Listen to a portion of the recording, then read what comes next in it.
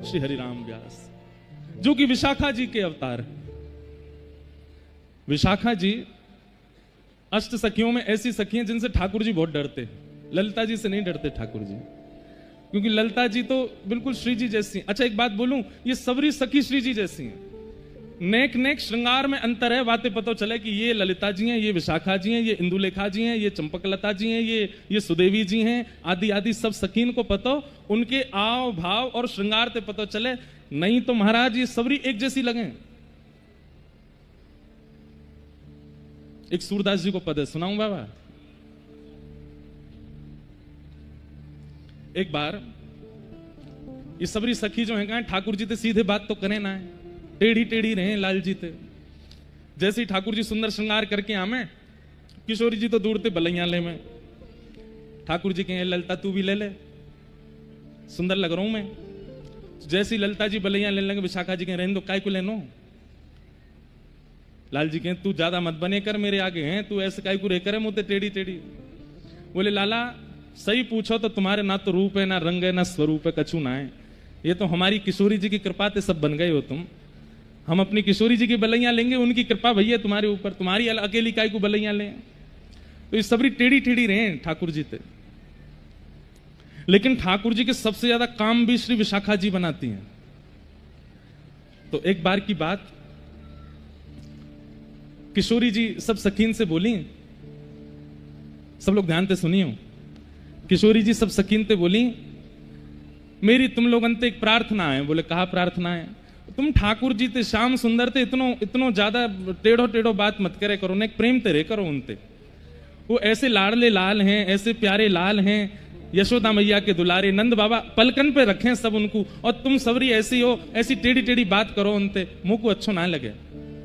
तो सब सखी मान गई, नहीं श्यामाजू आपकी जैसी आज्ञा हम वैसी रहेंगे। लेकिन विशाखा जी नहीं मानी। विशाखा जी बोली श्री जी वो आपको मान करामे, हमारे मुंह को तो बड़ो क्रोध आवे उन पर। श्री जी बोली तू नहीं जाने वो मुझसे बहुत प्रेम करें। तो विशाखा जी बोली तो श्री जी एक काम करें। बोले कहा, बोले एक बार उनकी परीक्षा ले लें कि वो आपसे कितना प्रेम करें। तो लाडली जी बोली कर ले। बोले कहा करना पड़ेगा? बोले एक दिन जब निकुंज में श्याम सुंदर आएंगे, हम सबरी एक ही श्रृंगार में होंगी, एक सी चुनरी, एक से दुपट्टा, एक सौ श्रृंगार, एक सी बिंदी, एक सी नतवेसर, एक सी कुंडल, एक सी पत्रावली, कछु भी इधर उधर नहीं होगा, एक जैसा सब कछु। और फिर श्याम सुंदर तो कहेंगे बताओ इनमें तो किशोरी जी कौन सी? किशोरी जी बोली वो पहचान जाएंगे। बोले मैं यही तो देख रहा हूं पहचानेंगे कि नहीं, करके देखो। इतना सुंदर पद है श्री सूरदास जी को। अब महाराज सबन ने श्रृंगार किया, विशाखा जी सबको श्रृंगार लेके आई हैं। नीले नीले वस्त्र पहने हैं सबन ने, गुलाबी घेरा पहने हैं, एक जैसी बिंदी, एक जैसे कुंडल, एक जैसी नतवेसर, एक जैसो काजल, सब कुछ वो एक जैसो।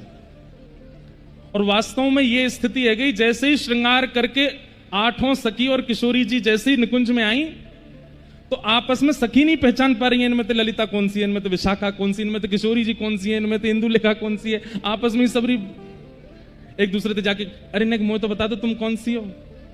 अरे मैं सुदेवी हूं। अच्छा मुझे तो लगी श्री जी है। वो श्री जी कहाँ है? अरे श्री जी तुम कौन सी हो? श्री जी ने हाथ मैं यहाँ हूं। बोले हाँ अब ठीक है, हम ही नहीं पहचान पा रही है श्री जी कहाँ है, तो श्याम सुंदर कैसे पहचानेंगे?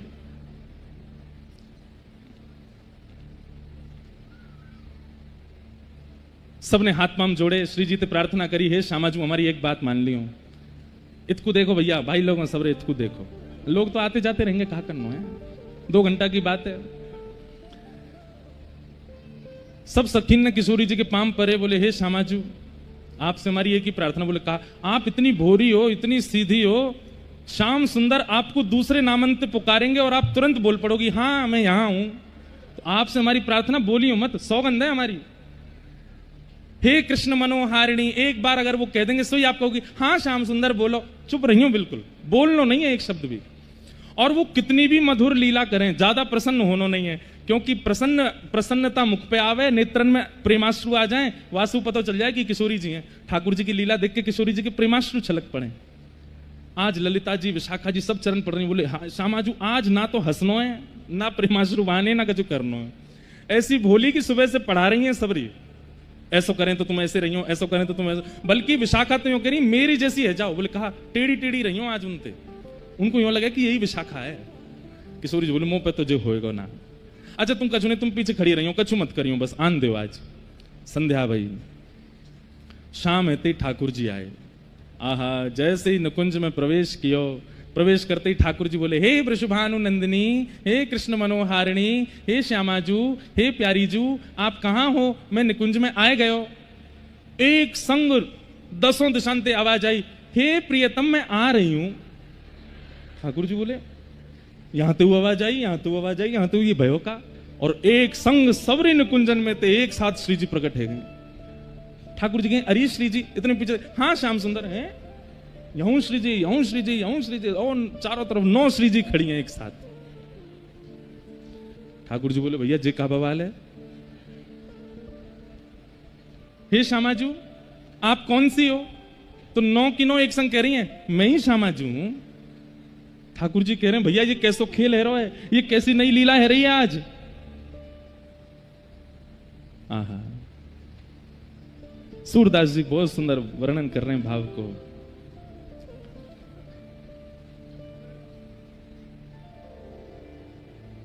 ऐसो प्रेम करें, ऐसो स्नेह करें, ऐसे ब्रजवासीन के हितैषी। कल बाबा के यहां से आयो समाचार की लाला मिलवे आजा, तो मैं जाऊंगा कथा पूरी करके। एक समय ही मिलते हैं, अब तो पता नहीं बहुत समय से गयो नहीं मैं, उनको एक ही समय पूरे दिन भर में उसी समय मिलते हैं। और कोई ब्रजवासी चलो जाए ना तो वाके तो पाम छूमे, और वाके सामने भक्तमाल जी खोलते हैं, भागवत जी खोलते हैं, बोले यहाँ में कछु पढ़ के सुनाए दो हमें। सबसे सुनते हैं, ऐसे अद्भुत महापुरुष। मास्टर बाबा का भी खूब संग किया। मास्टर बाबा को खूब हम बालपन में हमारे नाना जी पकड़ के ले जाते संतन के पास। स्कूल से आयो नहीं कि स्कूल ते आते हमारे नाना जी हमको लेके जाते संतन के पास, और शाम रास्ता भर पद याद कराते मुझको, आज वो बाबा के पास जा रहे हैं, उनको ये पद सुना दियो। और ऐसे ऐसे महापुरुष जो कुटियान में रहे में, भीतर छुपके रहे में, उनके पास नाना जी ले जाते और कहते बाबा जे मेरो देव तो है, या तेने कछु सुन लियो। तो हम ऐसे तैयारी करके जाते जैसे कोई मंच पे गाना है। मैं बिल्कुल खड़े है के सामने गलो वलो बिल्कुल ठीक करके फिर गातो, संतन को सुनातो। नाना जी की बड़ी कृपा रही हम पे। नाना जी हमको यहाँ सब संतन के पास लेके गए। तो लीला में चलो भैया, ठाकुर जी बेचारे परेशान खड़े, हम कहीं और पहुंच गए। तो सब सहचरी आज किशोरी जी बनी आई।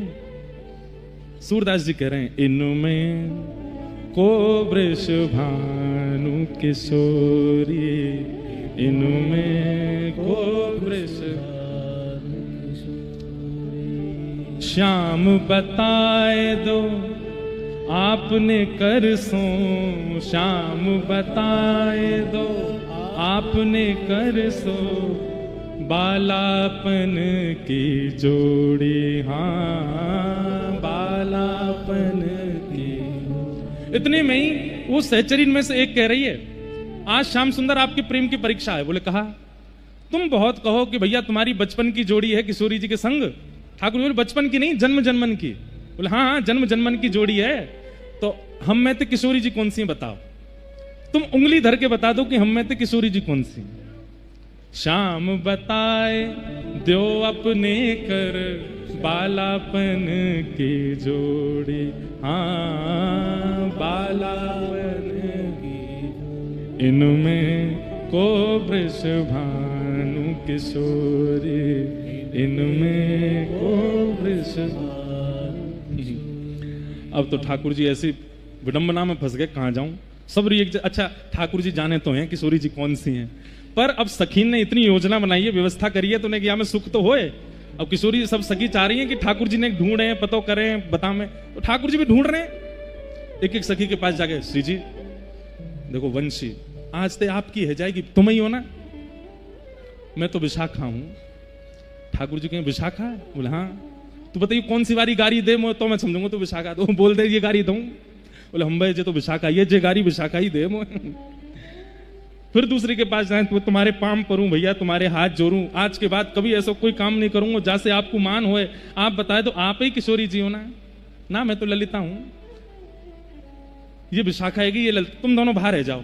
अब बच्ची ये, अब इनमें ढूंढूंगा, 7 बच्ची हैं, तुम हो ना किशोरी जी? इतने में ही जो बाहर निकाल दी उनमें तो बोले मैं हूं किशोरी। ठाकुर जी कहे मैं कहां जाऊं आज, मेरे तो भैया सही में इन लोगों ने बड़ा बवाल किया आज। आहा, इतने में ठाकुर जी बहुत देर तक तो ढूंढते रहे, ढूंढते ढूंढते जब सकीन को बड़ा आनंद आने लगा, बोले देखो किशोरी जी ये नहीं पहचान पा रहे आपको, ये श्यामाजू ये नहीं पहचान पा रहे आपको। जब बहुत देर रह गई, खूब देर आनंद है गया, ठाकुर जी बोले अब नेक अपनी चतुराई करनी पड़ेगी मुंह को। ठाकुर जी बोले सुनो, बोले हाँ। मुंह को किशोरी जी मिल गई, बोले कौन सी है? बोले ऐसे नहीं बताऊंगा, सबरी सामने आओ मेरे। सबरी सखी सामने खड़ी है गई, ठाकुर जी सिंहासन पर बैठ गए, बोले बताऊं कौन सी है? बोले बताओ।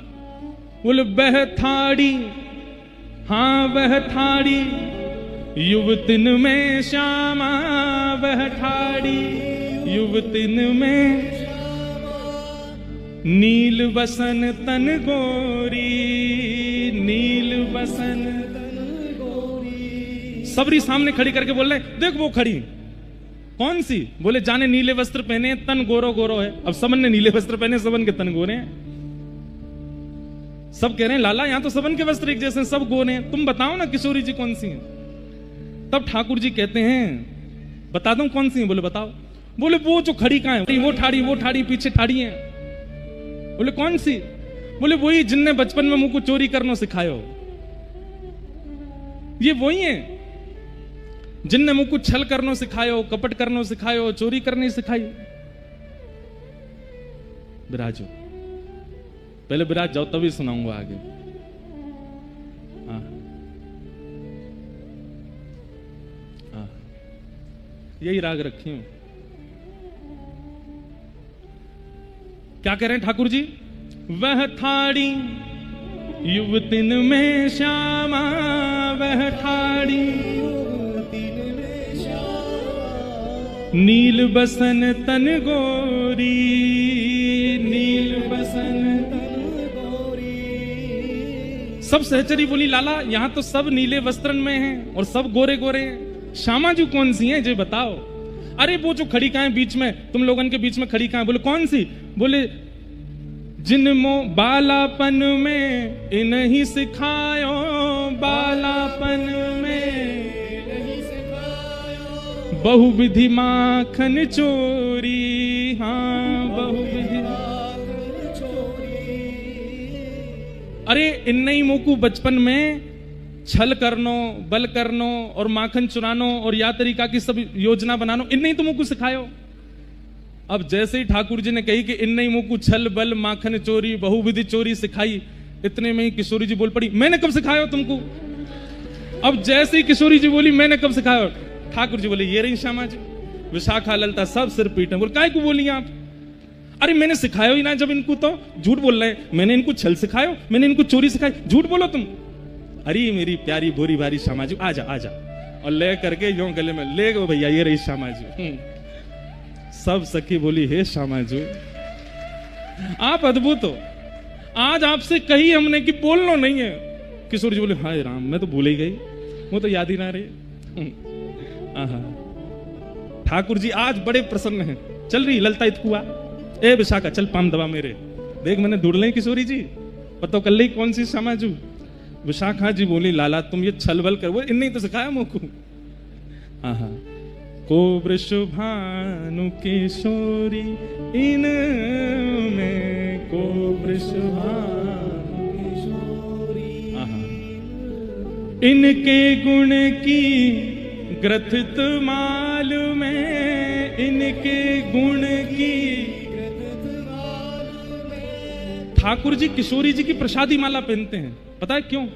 हमारे निकुंज में नियम है कि पहले ये आप सब भी करे करो घर पे, अगर युगल सरकार हैं तो पहले माला किशोरी जी को धराओ और किशोरी जी की प्रसादी माला ठाकुर जी को धराओ। क्यों? ठाकुर जी कह रहे हैं क्योंकि जैसे ही माला किशोरी जी धारण करके मुंह पहना, मैं माला ना पहनूं, ये पुष्पन की माला नहीं, किशोरी जी के भोलेपन के जो गुण है ना इनके अंदर, वाकी माला पहनूं मैं। ये इतनी सीधी हैं, इतनी भोरी हैं, इतनी सरल हैं, इतनी सहज हैं, वाकी माला धारण करूं मैं। इनके गुण की ग्रथित मालूम है, इनके गुण की ग्रथित मालूम है। आजहु उरते न छोरी, आजहु उरते न छोरी। को वृषभानु किशोरी में, को वृषभानु सूरदास प्रभु तिहारे मिलन को सूरदास प्रभु तिहारे मिलन को, सूरदास प्रभु तिहारे मिलन को, सूरदास प्रभु तिहारे मिलन को। जैसे पाट की डोरी, जैसे पाट की डोरी, को वृषभानु किशोरी न मैं को वृषभानु किशोरी। लेकिन किशोरी जी को सुख है, भले ही उस योजना में किशोरी जी सब सखियों के साथ हैं, पर ठाकुर जी ने उनको ढूंढ लिया। इससे सबसे ज्यादा प्रसन्न किशोरी जी, सबसे ज्यादा उनको प्रसन्नता है। और आज सब ललिता विशाखा सबसे कह रही हैं, देखिए तुम वैसे पीछे पड़ी रहो इनके, देखिए पहचान गए ना मुंह को। बोले रहने दो, वो तो ना पहचानने, ये तो आप ही हो भोरी भारी नेक में बोल। आप तो मना करी हमने, श्री जी अगर आप नहीं बोलती, नहीं कछु करती तो मजाल कहा जो ये नंद को छोरा पहचान पातो आपको। 2-4 दिना निकाल देते हम लोग। अरे श्री जी ताऊ दिना अगर मैं हूं श्री जी बन के चली जाऊंगी ना, तो ये मुंह को श्री जी मान करके मेरे संग में विहार करेंगे, रमण करेंगे, रास करेंगे। श्री जी बोली ना ना ऐसा ना है, हमारे श्याम सुंदर जाने मेरो स्वभाव कैसो गुण कैसो, वो तो जाने। किशोरी जी इतनी भोली हमारी, इतनी सरल है, इतनी सहज। हाँ, ऐसी योजना निकुंज में ठाकुर जी को फंसावे की, ठाकुर जी को परीक्षा लेवे की, ये योजनाएं सारी जो निकुंज में बनाती हैं वो है श्री विशाखा जी। इनका रोज का यही काम है कि आज निकुंज में ऐसा कहा करें जैसे ठाकुर जी की परीक्षा हो।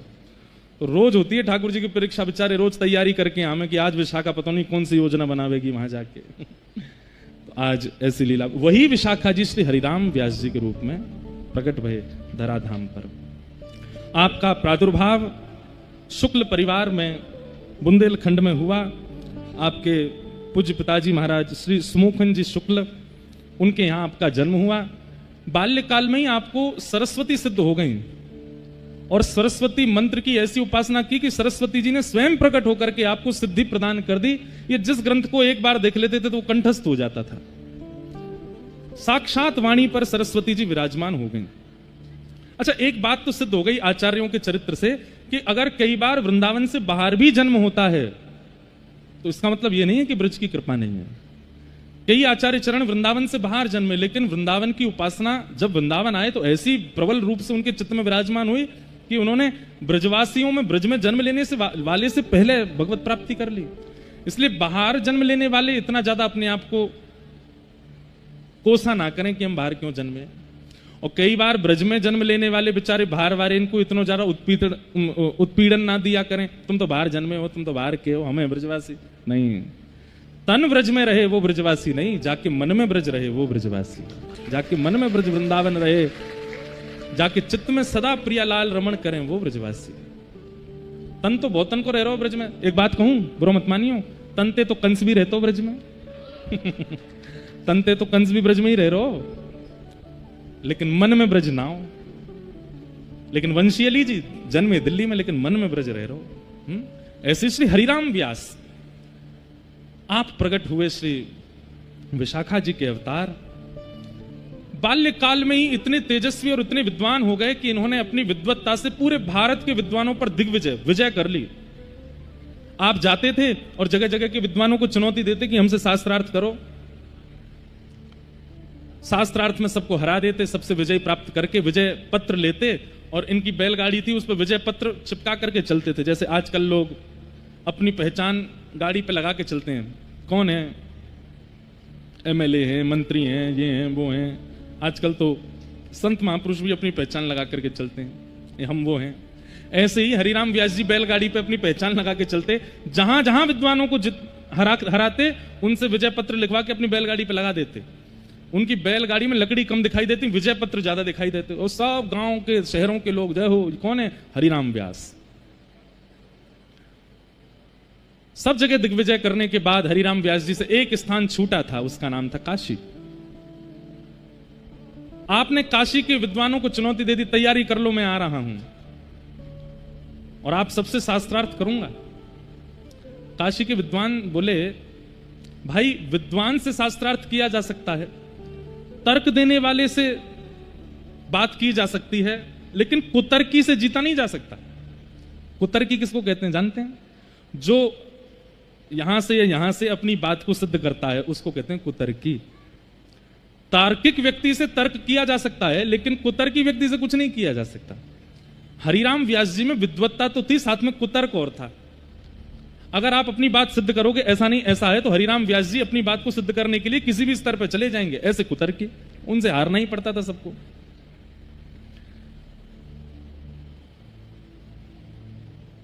तो हरिराम व्यास जी ने जब काशी के विद्वानों को चुनौती दी तो काशी के विद्वान दौड़े दौड़े गए विश्वनाथ भगवान के पास।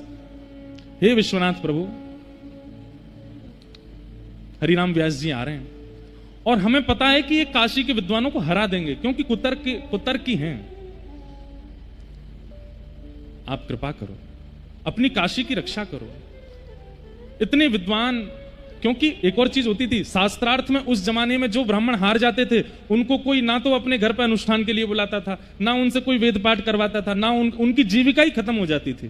तो ब्राह्मण बेचारे इतनी चिंता में कि हरिराम व्यास जी ने हरा दिया तो फिर हम लोगों को घर कैसे चलेगा। और सबसे बड़ी बात, काशी का नाम विद्वानों से है, पूरी काशी पर विजय प्राप्त कर लिया, मतलब काशी की हार होगी अगर एक भी ब्राह्मण हारा तो। विश्वनाथ महादेव भगवान से जाके प्रार्थना की, बोले प्रभु कृपा करो। एक बात कहें, काशी ने बहुतों को वृंदावन भेजा। अभी इस साल हमारी जनवरी में काशी में ही कथा थी, कितनों को काशी ने वृंदावन भेजा। तो अगर किसी को ब्रजवास की प्रबल इच्छा और बहुत समय से प्रयास कर रहे हैं लेकिन ब्रजवास नहीं मिला, एक बार काशी हुआ हो, विश्वनाथ प्रभु से प्रार्थना कर रहा हो, वही तो है गोपेश्वर, एक बार निवेदन कर आओ, हे नाथ ब्रज में कछु बना दो हमारो। तो हो सकता है महादेव ने प्रबोधानंद जी को भेजा, महादेव ने रूप सनातन गोस्वामी जी को भेजा, महादेव की सन्निधि में ही चैतन्य महाप्रभु सबको ज्ञान दे करके भेज रहे थे वृंदावन। श्रीमद वल्लभाचार्य जी महाराज ने भगवत धाम गमन काशी से किया। गोस्वामी तुलसीदास जी महाराज को भगवत इच्छा और मानस जी का सारा भाव काशी में प्रकट हुआ। काशी सामान्य स्थिति नहीं है। हरिराम व्यास जी काशी पहुंचे, जाकर के चुनौती दे दी, आइए विद्वान सब हमसे शास्त्रार्थ करो। और विद्वान तो कोई गए नहीं, लेकिन विद्वानों ने सबने प्रार्थना की थी। तो अर्धरात्रि का समय महादेव प्रकट हो गए और एक सामान्य से ब्राह्मण का रूप धारण किया, सुंदर त्रिपुंड लगाया, सामान्य से कुर्ता पहना, नीचे धोती पहनी, पहुंच गए हरिराम व्यास जी के द्वार पर। सेवक जनों से कहा कि भैया मैं गरीब ब्राह्मण हूं, काशी का, शास्त्रार्थ करने नहीं आया हूं। हरिराम व्यास जी बड़े विद्वान हैं, उनको प्रणाम करने और उनसे कुछ जिज्ञासा पूछने आया। भीतर जाकर के कहा, बोले महाराज द्वार पर एक ब्राह्मण खड़ा है। हरिराम व्यास जी तुरंत बैठ के, बुलाओ भीतर बुलाओ। सामने बिठाया, दीनहीन से बन के गए बिल्कुल। एक बात कहें बंधुओं, भक्ति का फल क्या है? दीनता, दन्यता, सरलता, सहजता, सौम्यता, ये भक्ति का फल है। क्षमा करें, बहुत लोगों को दम्भ हो जाता, भक्ति के बाद भी सौम्य नहीं बन पाते, सरल नहीं बन पाते। दीनता, और विशेष रूप से हमारे गौड़िया वैष्णव परंपरा में दीनता, बड़े बड़े महापुरुषों को हमने दीन देखा, दूर से ही पता चल जाता है कि ये गौड़िया वैष्णव है, उसकी दीनता से। आप देखो कभी गौड़िया वैष्णव जैसे देखेंगे सामने कोई महापुरुष आ रहे हैं तो वहीं लौट जाएंगे, अभी वो 100 हाथ दूर हैं वहीं से ही दंडवत करेंगे, जरूरी नहीं पास आवे स्पर्श करें। ये उनकी परंपरा, महाप्रभु जी ने दैन्य सिखाया। भक्ति का फल क्या है? दीन होना, सरल होना। और आप सरल सौम्य दीन नहीं हो रहे हो तो भक्ति का दंभ कर रहे हो, भक्ति है नहीं। महादेव बड़े दीन बनकर के आए। हरिराम व्यास जी बोले बताइए। 5 बैलगाड़ी और चलती थी उनके साथ में, उन 5 बैलगाड़ियों में केवल ग्रंथ होते थे। हरिराम व्यास जी बोले जिस ग्रंथ पर हाथ रखोगे, भारतवर्ष के सारे ग्रंथ हैं मेरे पास, उसी ग्रंथ पर शास्त्रार्थ करूंगा, बताओ कौन सा ग्रंथ निकाल के लाऊं? महादेव बोले उनको वहीं रहने दो, मेरी एक जिज्ञासा है, उस जिज्ञासा का समाधान कर दो। आप भी बताइए, समाधान लेने के लिए हरिराम व्यास के पास आए? ये तो किसी विद्यालय के अध्यापक से जाके पूछ लीजिएगा आप, मैं समाधान करने बैठा हूं यहां पर, मैं शास्त्रार्थ करने बैठा हूं। बोले नहीं, आप बड़े ज्ञानी हैं, तो मुझे लगा कि आपसे ही पूछ लेता हूं। जल्दी पूछो क्या बात है? महादेव बोले भगवान, विद्या का फल क्या है? आपने उत्तर दिया विवेक। विवेक मतलब सही और गलत की पहचान, इसे विवेक कहते हैं। बोले विद्या का फल क्या है? बोले विवेक की प्राप्ति। और विवेक का मतलब क्या होता है? बोले सही और गलत की पहचान। महादेव बोले क्या आपको विवेक हो गया? हरिराम व्यास जी बोले मतलब आप विद्वान क्यों बने थे? आपने इतने शास्त्रों को कंठस्थ क्यों किया था? उसके पीछे उद्देश्य क्या था? हरिराम व्यास जी कुछ नहीं बोले उद्देश्य था। महादेव बोले मैं बताऊं, ब्राह्मणों को हराना, उनके हृदय को पीड़ा पहुंचाना, उनके घर बार से सारी रोटी कपड़े को बंद करवा देना, उनकी दक्षिणाओं की आमदनी बंद करवा देना, आप इसलिए विद्वान बने हैं। दक्षिण से लेकर के उत्तर तक कितने ब्राह्मणों के घर उजाड़ दिया आपने अपनी विद्वत्ता से। आप जाते हैं और जाकर के उस ब्राह्मण को शास्त्रार्थ में हरा, और इतना ही नहीं, उसे हरा करके उसी से आप पत्र लिखवाते हैं कि मैं हरिराम व्यास जी से हार गया, और बेचारे की रोटी पानी बंद हो जाती है पूरी दुनिया में। यही आपका विवेक है।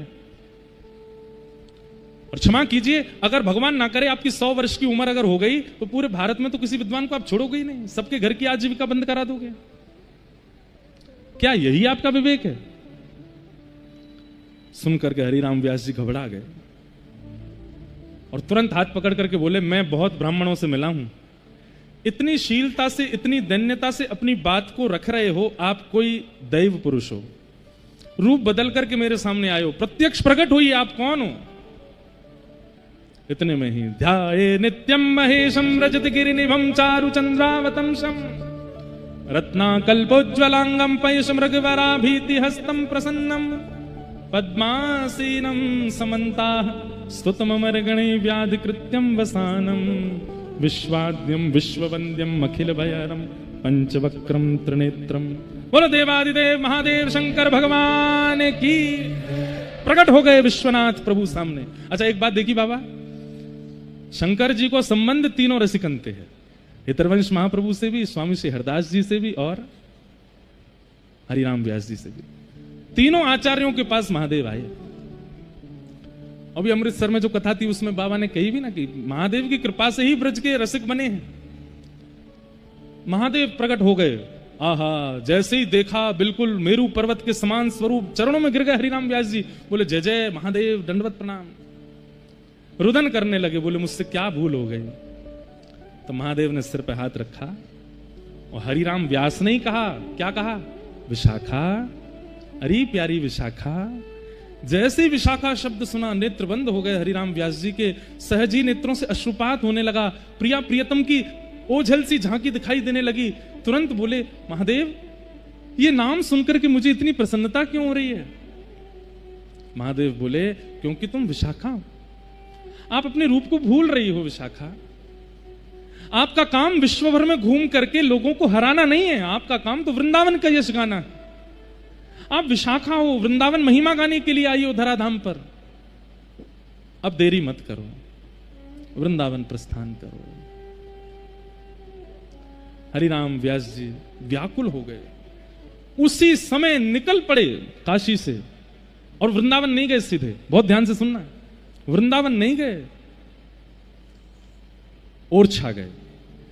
और ओरछा में जाकर के बेतवा नदी के तट पर बैठ करके प्रतीक्षा कर रहे हैं कि एक बुलावा आ गया, एक और आ जाए। एक बुलावा और यदि मुझे व्रज का आ गया तो मैं समझ जाऊंगा कि मुझे व्रज जाना चाहिए।